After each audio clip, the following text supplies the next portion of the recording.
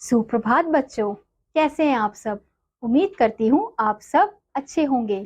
तो बच्चों, पिछली कक्षा में हमने पढ़ा था पत्र लेखन के बारे में।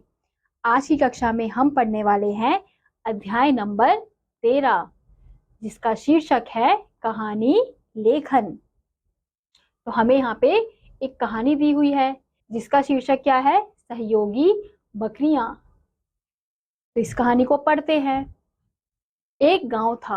गांव के बराबर में एक झील थी। उस झील के ऊपर एक लंबा पुल बना था। पुल की चौड़ाई बहुत कम थी। उस पुल से होकर गांव के जानवर जंगल में चरने जाया करते थे। अब हमने देखा कि कहानी की शुरुआत में हमें बताया गया कि एक गांव है। गांव के बराबर में क्या है, एक झील है, और उसी झील के ऊपर एक लंबा सा पुल बना हुआ है, और उस पुल की चौड़ाई बहुत कम है। और उसी पुल से होकर गांव के जो जानवर थे वो कहाँ जाते थे, चरने जाया करते थे, यानी कि अपना खाना खाने जाया करते थे। चूंकि पुल तंग था, इसलिए एक बार में एक ही जानवर उस पर से गुजर पाता था। यानी कि पुल बहुत पतला था, छोटा था, तो इसलिए उस टाइम पर उससे एक समय पर एक ही जानवर जा पाता था। क्योंकि अगर साथ में सारे जानवर जाएंगे तो पुल टूट जाएगा, इसलिए एक समय में एक ही जानवर उस पुल से जाते थे। एक दिन एक बकरी जंगल से लौट रही थी। तभी सामने से दूसरी बकरी जंगल में चरने जा रही थी। संयोग से दोनों ने एक दूसरे को नहीं देखा। चलते चलते दोनों पुल के बीच पहुंच गई।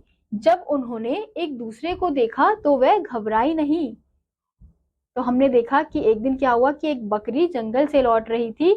तभी सामने दूसरी बकरी जंगल में चरने जा रही थी, यानी कि एक बकरी आ रही थी जंगल और एक बकरी जंगल से जा रही थी।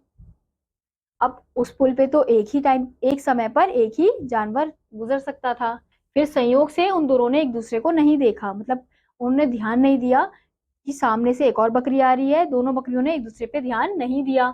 फिर चलते चलते दोनों कहाँ आ गए, पुल के बीच में पहुंच गए। जब उन्होंने एक दूसरे को देखा तो वह घबराई नहीं, मतलब देखकर भी वो घबराई नहीं।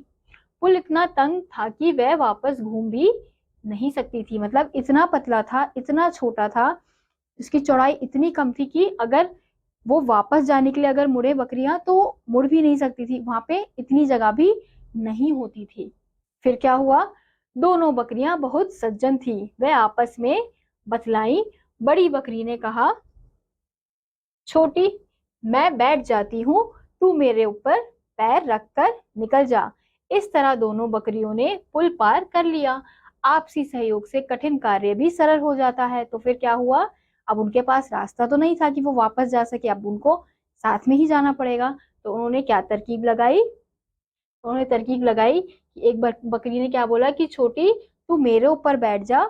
मतलब बकरी के ऊपर एक बकरी के ऊपर दूसरी बकरी बैठी, और वो दोनों वहां से उस पुल से सरलता से निकल गए।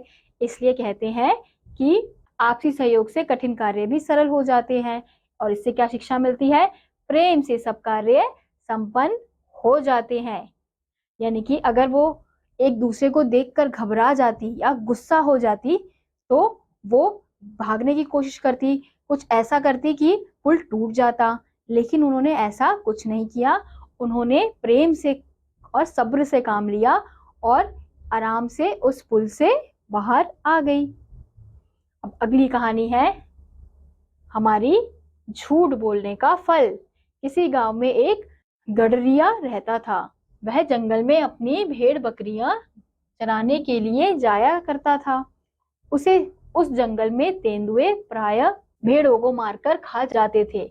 जंगल के पास ही खेतों में लोग दिन भर काम करते रहते थे।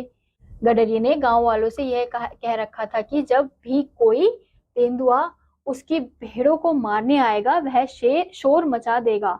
गडरिया जब तब यूं ही शोर मचा दिया करता था।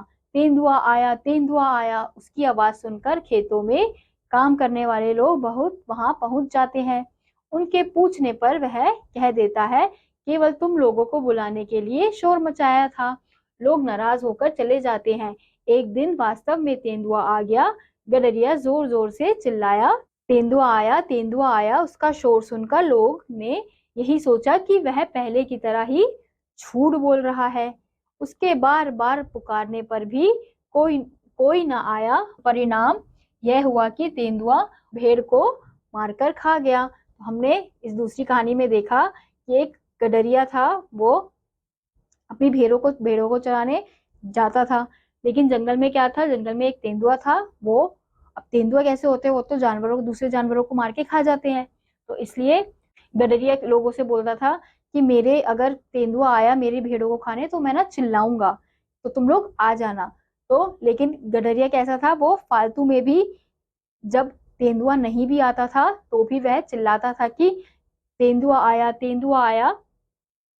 फिर लोग भाग के आते थे, देखते थे कोई तेंदुआ नहीं होता था, तो वो चले जाते थे। फिर असल में एक दिन तेंदुआ सच में आया और उसने चिल्लाया गडरिये ने, लेकिन तब लोगों ने उस पर विश्वास नहीं किया। क्यों? क्योंकि वह झूठ बोलता था, झूठ बोलकर लोगों को ऐसे परेशान करता था। लेकिन जब सच में हादसा हुआ तो किसी ने उस पर विश्वास नहीं किया। इसलिए बोलते हैं कि झूठ बोलने वाले पर कोई भी विश्वास नहीं करता। तो इस कहानी की शिक्षा भी यही है। इसलिए बच्चों, हमें झूठ नहीं बोलना चाहिए। इसी के साथ आपको यहाँ पे एक और कहानी दी गई है जिसे आप स्वयं पढ़कर समझ सकते हैं। इसी के साथ आज का ये अध्याय यहीं समाप्त होता है। उम्मीद करती हूँ आपको यह अध्याय समझ आया होगा। मैं आपसे मिलूंगी अगली वीडियो में, तब तक के लिए नमस्कार।